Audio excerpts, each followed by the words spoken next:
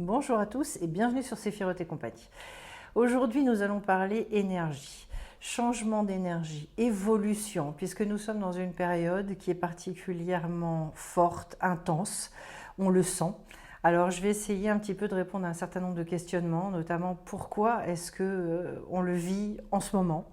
Qu'est-ce que c'est que cette période finalement dans l'histoire de l'humanité, notamment pour vous dire qu'en fait l'humanité elle fonctionne par cycle. Fonctionnant par cycle, eh bien, il va y avoir je dirais, des grandes naissances, des redémarrages considérables, et puis il va y avoir des fins de civilisation. Et très clairement, aujourd'hui, nous assistons à des fins de civilisation. On le voit, que les choses ne fonctionnent plus, que les choses sont en train d'évoluer à une rapidité considérable. Une chose qui le montre notamment, c'est qu'autrefois, il y avait des phénomènes générationnels, et quand on vieillissait, on se disait je ne comprends plus le monde, ça va trop vite pour moi. Mais on entendait principalement les anciens dire ça. Alors qu'aujourd'hui, et je pense que c'est un fait notable, eh bien moi j'entends ça dans la bouche de mes propres enfants. Il y a beaucoup de jeunes qui finalement d'ores et déjà se sentent dépassés. Les normes de la société ne leur correspondent plus. Ils sentent que finalement il y a un changement de paradigme à venir et donc ça peut d'ailleurs induire, c'est souvent le cas chez les jeunes, une sorte de désécurisation profonde. Je dirais entre guillemets à juste titre, le tout c'est de leur redonner des armes pour justement s'inscrire et pouvoir vivre et affronter ce monde dans lequel ils sont nés. Et donc ne pas je dirais, se catastropher par rapport à ça, je ne sais pas si ça se dit, mais en tout cas, au contraire, observer ça avec beaucoup de recul et comprendre ce que la vie elle nous demande. Dans toutes je dirais, ces fins de civilisation, ces fins de cycle, eh bien, on va demander à l'être humain finalement de se positionner extrêmement fort. C'est là finalement, c'est toujours dans des situations les plus compliquées qu'on voit véritablement qui est l'être humain, quelles sont ses vraies valeurs et qu'est-ce qui ressort de lui quand il est confronté à des difficultés. Ça n'est jamais dans la facilité qu'on sait véritablement à qui on a affaire. Qu'est-ce qu'on dit d'ailleurs au niveau de l'amitié ? On dit bien souvent, c'est au moment où on a des ennuis qu'on voit qui sont nos véritables amis. Parce que c'est là que les gens vont se positionner et qu'on va voir qui reste à nos côtés ou qui au contraire s'efface et on n'entend plus parler. Voilà, donc aujourd'hui, voilà, le pourquoi est-ce que c'est en ce moment ? Parce que il se passe et se produit un certain nombre de choses qui préparent à un moment donné une délivrance, vous vous en doutez bien, puisqu'en fait cet état de tension qui ne cesse de croître, on le voit aussi au niveau de l'actualité, c'est un état de tension qui ne peut pas aller, il va y avoir une climax à un moment donné, ça ne peut pas aller comme ça jusqu'à l'infini, c'est-à-dire que il appelle une résolution. C'est pour ça qu'il y a beaucoup de penseurs aujourd'hui qui le disent finalement. L'état de tension, il n'est pas encore suffisant manifestement. Ça doit encore aller plus loin pour qu'à un moment donné, en fait, la corde se rompe et qu'on arrive à recréer quelque chose sur un paradigme qui est complètement différent. Ça, c'est une première constatation.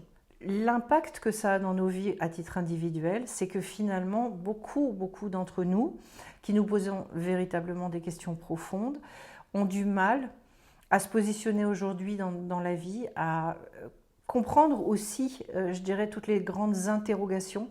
Il y a un certain nombre d'interrogations qui ne sont pas simples.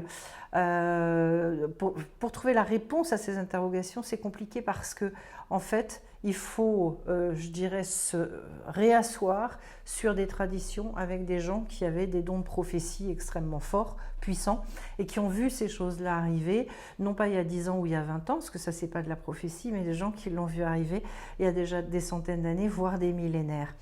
Et c'est très intéressant d'ailleurs quand on étudie ces textes-là de se rendre compte de la description qui est faite de nos sociétés actuelles à une époque où en fait ça n'était pas possible, ne serait-ce que d'imaginer les changements de paradigme. Donc de se dire, et là on sait que ce sont de vrais prophètes, qu'on a affaire à des gens qui ont véritablement vu l'avenir, puisque à leur époque il était impensable de se dire que les sociétés allaient évoluer un jour comme ça. Voilà. D'où le fait que moi je travaille beaucoup avec la tradition hébraïque, parce qu'effectivement, il y a eu des annonces qui ont été faites et ça ne date pas d'hier. Donc au niveau, à titre individuel, c'est un appel pour chaque être humain, finalement, à retrouver sa véritable identité. Alors j'entends aussi beaucoup parler de l'augmentation du taux vibratoire. Et il y a des gens qui recherchent en fait une espèce de, comment dirais-je, qui pensent qu'en fait ça correspond à une espèce de montée en puissance intérieure. Je voudrais recadrer les choses par rapport à ça. Pourquoi ? Parce qu'en fait, chacun d'entre nous, on est avec une âme spécifique. Je pourrais revenir là-dessus et parler de l'incarnation, justement. Une âme qui a une certaine lumière. Cette lumière, donc, elle émet, elle vibre, justement. Cette vibration-là, c'est la nôtre. Et donc, en fait, le but, c'est pas du tout de se dire je vais grimper, faire monter mon taux vibratoire pour arriver à je ne sais quoi d'ailleurs. Parce qu'en fait, le but, on ne voit pas lequel. Mais en tout cas, le but, c'est effectivement de réussir à vivre avec cette lumière qui est la nôtre. Donc, en fait, de se mettre en équilibre, en lien, en connexion avec notre véritable identité. J'essaie de mettre des mots qui sont des mots beaucoup plus concrets sur des choses qui paraissent très très ésotériques, puisqu'en fait il y a des modes aussi derrière tout ça. Et donc, ça veut dire quoi ? Rentrer dans sa véritable identité, exprimer ce qu'on est venu exprimer sur Terre. Pourquoi est-ce que ça n'est pas facile ? Pourquoi est-ce que c'est dérangeant ? Et que ça nous déstabilise, mais parce qu'en fait, on nous a beaucoup appris à faire ce qu'on attendait de nous, ce que soit la famille, la société, les amis, tout le regard extérieur imprime une certaine, je dirais, un cadre, et que être soi-même, réussir à exprimer son identité, c'est justement sortir de cette attente extérieure pour rentrer dans sa justesse. Et donc, effectivement, se connecter à cette lumière qui nous insémine, je dirais, en permanence, qui nous donne la vie en permanence. Tout ça, il faudra que je le développe effectivement dans une autre vidéo, pour comprendre à un moment donné qu'on est venu faire quelque chose sur Terre, exprimer quelque chose de tout à fait spécifique et non pas recopier ce que l'on voit faire à l'extérieur, à côté de nous. Le résultat, ça crée une gêne. Pourquoi ? Mais parce qu'en fait, ce sont des boosters de maturité extraordinaires. Là où on voudrait rester un petit peu dans un cocon, où on voudrait continuer à, je dirais, avoir des postures, des comportements un peu infantiles, et bien dans ces périodes-là, qui sont des périodes une forme d'accélération du temps, effectivement, on nous pousse à ça. C'est comme si on avait quelque part des coups de pied au derrière fréquents. Comment ça se manifeste ? Eh bien, en fait, tout simplement, avec un certain nombre d'événements dans notre vie qui vont nous amener, entre guillemets, nous obliger à bouger. Alors, est-ce que ça remet en cause le principe du libre arbitre ? Pas du tout, puisque systématiquement et effectivement en fonction de ce qu'on est venu réaliser ici, ce sont des opportunités, on les saisit ou on ne les saisit pas, ça c'est une certitude. La seule chose, pour être honnête, si on ne les saisit pas, au bout d'un moment, eh bien, les événements deviennent de plus en plus tendus, de plus en plus pénibles à vivre, ça c'est certain, puisqu'en fait, le but c'est qu'on réussisse notre incarnation, c'est de réussir ce pourquoi on est venu. En revanche, vous comprenez bien qu'il n'y a pas de recherche, je dirais, désincarné de l'élévation du taux vibratoire, comme si finalement il y avait une forme d'orgueil à se dire j'élève mon taux vibratoire donc je vais devenir une superstar, quelqu'un d'extraordinaire. Non, ça n'est pas absolument pas ça, et chacun va fonctionner en fonction justement de cette vibration qu'il a. C'est-à-dire, vous prenez un piano, une guitare, et bien quand vous pincez la corde, vous allez avoir à un moment donné un certain son qui vibre à une certaine hauteur. Est-ce que cette hauteur-là, vous pouvez la changer dans votre vie ? Je vais être très très claire et très ferme, c'est non. Pourquoi ? Parce que votre âme, elle a une certaine coloration, elle a une certaine vibration, et que ça n'est pas vous qui allez influer. C'est très orgueilleux de pouvoir penser qu'effectivement, on va changer, on va transformer notre âme. En revanche, notre but, c'est de la laisser un maximum s'exprimer et de la laisser, je dirais, transmettre le message qu'elle est venue transmettre au monde aussi, avec toutes les difficultés qu'il y a, bien évidemment, puisque ça passe par notre personnalité, par tout un tas de choses, mais j'expliquerai un petit peu tout ça. Et donc, les situations d'inconfort, elles se multiplient, elles grandissent à la fois à titre individuel, mais également au niveau des sociétés. Ce à quoi on assiste aujourd'hui, c'est une grande désécurisation, avec des événements qui effectivement font peur. D'autant plus que, a priori, il y a plus grand monde, on a la sensation à la tête des États pour être, je dirais, justement mature et puis intelligent, voilà, je vais être assez basique, pour faire face à ça de manière intelligente et posée. Donc oui, il y a une désécurisation. La seule chose, c'est qu'il ne faut pas voir ça comme une catastrophe, même si ce n'est pas facile à vivre, mais bien comme la fin d'un cycle qui va permettre à un moment donné de renaître à quelque chose qui va être beaucoup, beaucoup plus juste. Si je reviens au titre individuel, c'est la même chose dans nos vies, c'est-à-dire qu'on peut traverser parfois des périodes d'épreuve, et ces périodes d'épreuve qui créent des tensions, à un moment donné, quand la résolution arrive, eh bien, c'est une naissance. Je nais à autre chose. Et donc, effectivement, je vais changer mon niveau de conscience. Dans la Kabbalah, ce qu'on explique, c'est que petit à petit, justement, à force de grimper au niveau des niveaux de conscience, on change de monde et qu'il y a une infinité de mondes. Voilà, donc en fait, on peut monter, monter, monter. Et que quand on monte, on m'a posé la question déjà une fois, mais finalement, quand j'ai vraiment une prise de conscience très puissante, très forte, est-ce que je peux redescendre derrière?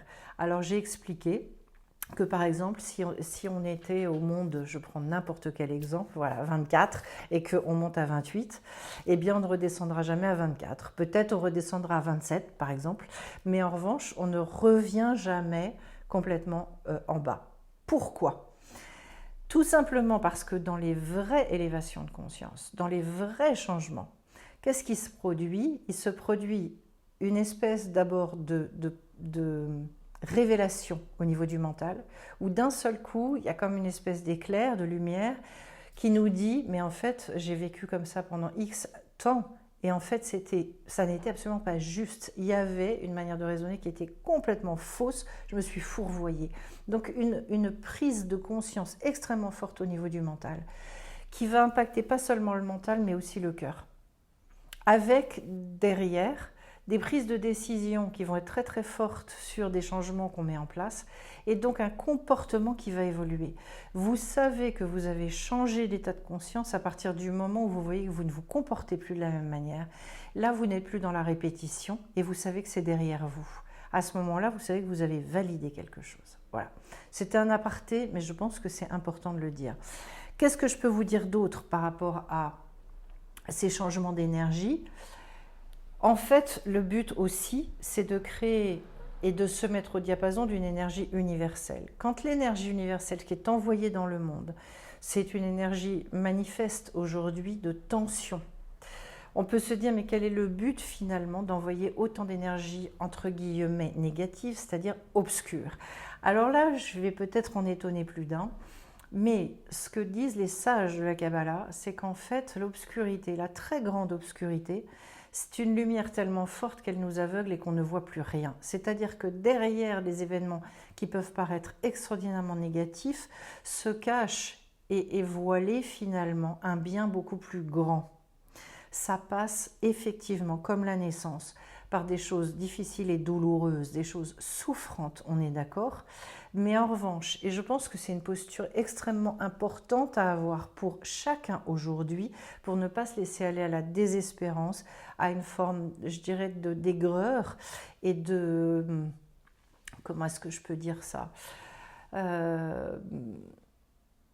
du côté du fait de se blaser de tout et de finalement ne plus avoir de désir d'améliorer les choses et de continuer justement dans nos valeurs à donner tout ce qu'on peut autour de nous, etc.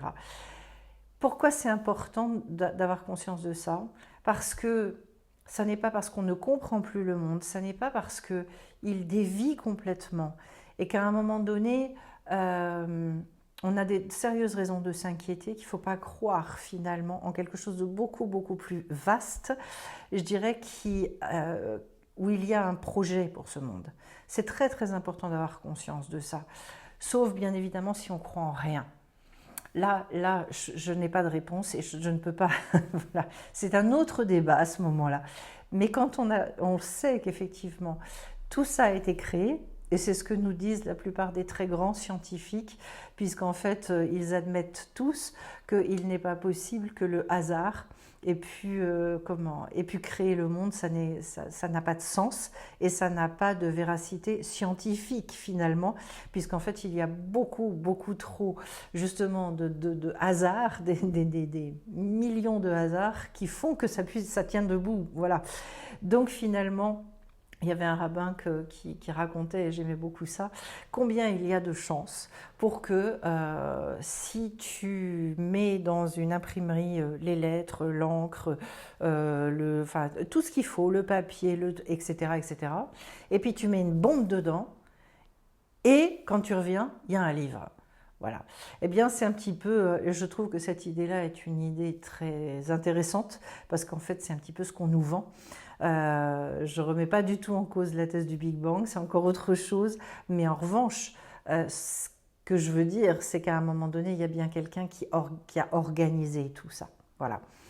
Et donc, l'idée aujourd'hui, c'est de continuer à avoir conscience qu'il y a un projet, et que ce projet, même s'il passe par des périodes extrêmement noires, et Dieu sait qu'il y en a eu dans l'histoire, ça ne veut pas dire que c'est la fin du monde ou la fin de l'humanité, ça n'a rien à voir. En revanche, c'est un changement de paradigme extrêmement puissant, extrêmement fort, qui, en règle générale, s'accompagne bien évidemment d'un certain nombre de catastrophes et de guerres, etc. On y va, hein, malheureusement, et on y est déjà dans un certain nombre de cas de figure. Donc, par rapport à ce que je vous dis là, ça signifie en fait de garder l'espoir et de vous inscrire, vous, dans une vision des choses qui est complètement différente, pour vous dire en fait il y a déjà à réinséminer, et surtout ce qu'on nous demande, c'est nous de montrer les êtres que nous sommes profondément. Pourquoi c'est si important? Parce que justement quand on s'incarne, eh bien on a un certain nombre de choses, on vient pour valider, pour réparer un certain nombre de choses, on en reparlera. Et donc c'est souvent dans des temps comme ça que finalement le plus gros du travail se fait.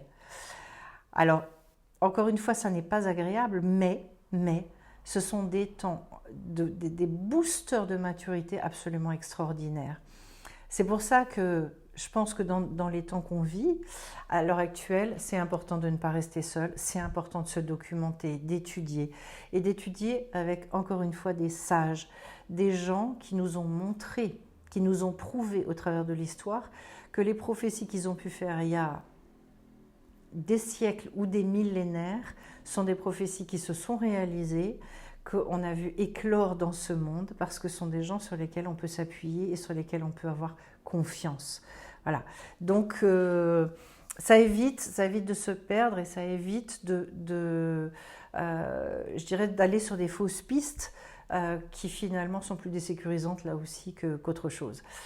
Voilà ce que je pouvais vous dire sur ces changements au niveau énergétique. Donc pas de panique, En revanche, il y a besoin de savoir que nous sommes dans un temps un petit peu solennel. J'aime pas beaucoup parler du mot d'urgence, mais en revanche, je pense que oui, c'est le moment là. Il ne faut pas traîner. Il y a un moment où on a besoin de se positionner, on a besoin de faire ce travail que moi j'appelle le travail, enfin pas moi, mais qu'on appelle dans la tradition hébraïque la teshuva, ce retour vers soi-même, et de savoir ce qu'on a apporté au monde et comment on peut s'inscrire pour améliorer le monde, surtout dans des temps où je pense que beaucoup de personnes vont avoir besoin de cette fraternité, de ce soutien, etc. Voilà, eh bien n'hésitez pas à réagir, n'hésitez pas à commenter, je vous remercie d'avance pour vos likes, et puis on se retrouve bien vite sur la chaîne, je continuerai sur ces thèmes-là et ces sujets. N'hésitez pas à m'envoyer vos questions d'ailleurs, si vous avez des questions très précises. À très vite.